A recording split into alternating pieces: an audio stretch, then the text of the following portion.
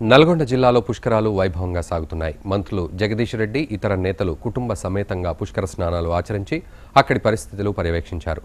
తెలంగాణ మంత్రి జగదీష్ రెడ్డితో మా ప్రతినిధి కిరణ్ ఫేస్ టు ఫేస్. ఎప్పుడెప్పుడు ఆయన ఎదురు చూసిన కృష్ణా పుష్కరాలను ఈ రోజు ఉదయం జిల్లాకు చెందినటువంటి రాష్ట్ర మంత్రివర్యులు జగదీష్ రెడ్డి లాంఛనంగా ప్రారంభించారు. పుష్కర స్నానం ఆనేసించి ప్రత్యేక పూజలు చేసిన అనంతరం మంత్రి ఇక్కడ తన పితృమిత్రులకు పిండ ప్రదానం కూడా చేయడం జరిగింది. అంతేకాకుండా జిల్లా కలెక్టర్ సత్యనారాయణ రెడ్డి కూడా తన యొక్క మాతృమూర్తులకు ఇక్కడ పిండ ప్రదానం చేసిన అనంతరం ప్రత్యేక పూజలు చేశారు. ముఖ్యంగా నల్గొండ జిల్లాలోని మఠంపల్లి, వాడపల్లి, నాగార్జున సాగర్ పుణ్యక్షేత్రాలకు అధిక సంఖ్యలో భక్తులు వచ్చే అవకాశం ఉన్నందున అధికారులు కూడా ప్రత్యేక చర్యలు చేపట్టడం జరిగింది. అంతేకాకుండా జిల్లాలోని మొత్తం 28 ఘాట్లలో ఎక్కువగా భక్తులు వచ్చే అవకాశం ఉండటంతో ఇక్కడ అధికారులు అనేక సౌకర్యాలు కూడా కల్పించడం జరిగింది.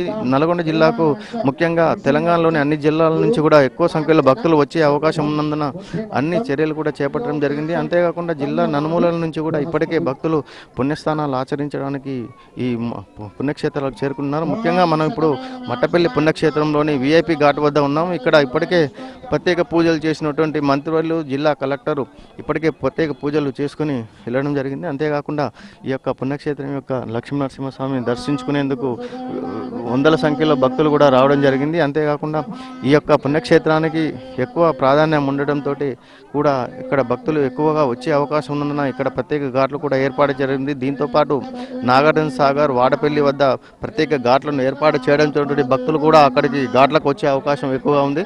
అదేవిధంగా మొత్తం జిల్లాలోని 28 ఘాట్లలో ఈ యొక్క పుష్కర ఘాట్లను ఏర్పాటు చేయడం వల్ల భక్తులు ఎక్కడ వీలు ఉంటే అక్కడ పుణ్యస్థానాలు ఆచరిస్తున్నారు.